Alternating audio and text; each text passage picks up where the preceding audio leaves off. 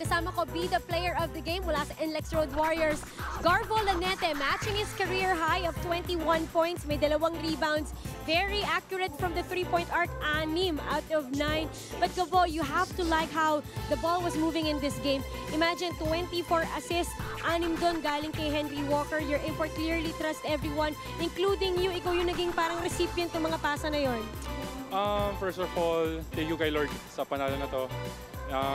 Di kami nag-give up nung first half.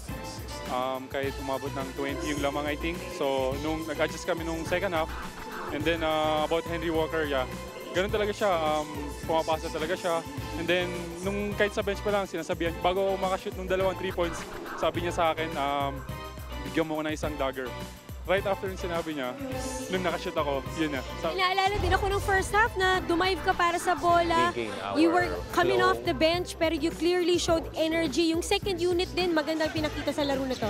I mean, kailangan kasi kailangan namin ng panalo. Kailangan namin manalo nitong 3 games na to eh. So, bali 2 na lang. So, kailangan i-give namin lahat.